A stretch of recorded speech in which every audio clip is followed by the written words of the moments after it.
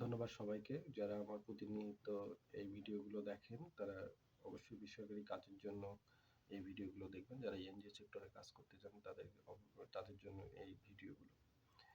তো জীবিকায়ন কি? আমি একটু জীবিকায়ন বা জীবিকায়ন বিষয়টা নিয়ে আজকে আলোচনা করব। আসলে জীবিকায়ন কি? আমরা জানি যে কর্মসংস্থান যে প্রচেষ্টায়, এখানে কর্মসংস্থান যে প্রচেষ্টায় সেটা হলো জীবিকা। তাহলে কর্মসংস্থানটা কি? আপনি ক্ষুদ্র ব্যবসা করেন বা কৃষি কাজ করেন বা গরু মোটা করেন, মাছ চাষ করেন, যে আপনি যে সৃষ্টি হবে, কর্মসংস্থান সৃষ্টি হবে, সেটাই হলো আপনার জীবিকা।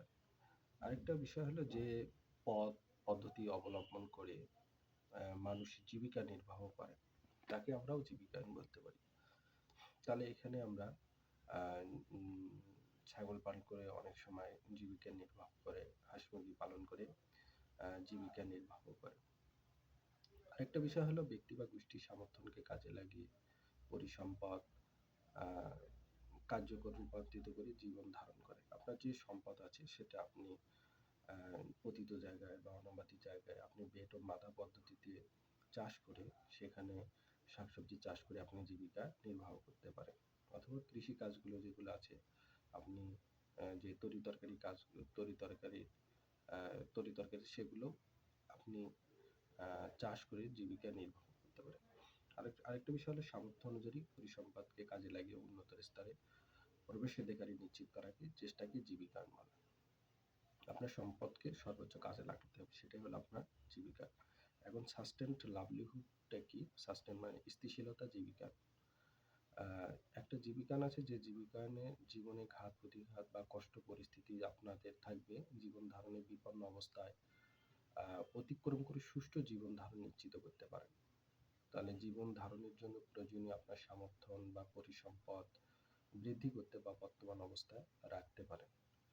আচ্ছা, এটাই হলো আপনার সম্পদগুলো আপনার ছেলে মেয়েদের জন্য রাখতে পারেন, সেটা হলো জীবিকা। আর পরবর্তী যেন প্রজন্ম যেন এটা অক্ষুণ্ণ রাখে, তাকে স্থিতিশীলতা জীবিকা বলে। এখন বিষয় হলো জীবিকার আয় বৃদ্ধিমূলক কর্মকাণ্ডগুলো কি, আইজিএ কি? তাহলে আইজিএটা অনেকে আমরা ক্লিয়ার না। যখন এনজিও সেক্টরে কাজ করলে অবশ্যই আপনাদের আইজিএটা ক্লিয়ার সম্পর্কে ধারণা থাকতে হবে। ক্ষুদ্র পরিসরে স্বল্প অর্থে যখন অতিরিক্ত লোকের সহযোগিতা ছাড়াই দৈনন্দিন আপনি কাজ করতেছেন বা ভ্যান চালাচ্ছেন, রিক্সা চালাচ্ছেন, যে কাজই করেন কেন, অতিরিক্ত কাজে উপার্জনের লক্ষ্য পরিচালিত কর্মকাণ্ডকে আমরা যে আইজিএ বলি। তাহলে ক্ষুদ্র পরিসরে আমরা যখন পাশাপাশি আমরা গরু পালন করব, হাঁস পালন করব, মুরগি পালন করব, বাড়িতে অনেকেই কবুতর পালন করে, কোয়েল পাখি পালন করে, এগুলো আমরা যে পালন করবো, এটা হলো আমরা আয় বৃদ্ধিমূলক জীবিকার মানে।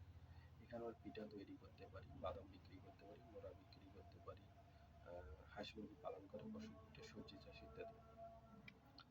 তাহলে আয় বৃদ্ধিমূলক কর্মকাণ্ড আইজিএ গুলো আমি আগেও বলেছি, আবার একটু রিপিট করতেছি। তাহলে বসত বাড়িতে আঙ্গিনায় সবজি চাষ করবো, হাঁস মুরগি পালন করবো, গরু ছাগল পালন করবো, উন্নত মানের শাকসবজি বা শস্য বহুমুখী পালন করব, গরু বসত বাড়ি ফাঁকে জায়গায় ফসল এবং কাঠের গাছ লাগাবো, মাদুর তৈরি করব, মোড়া তৈরি করব, উন্নত জাতের ঘাস চাষ করবো, দর্জি কাজ করবো, ক্ষুদ্র ব্যবসায়ী করবো, এটা আমরা জীবিকা বলি।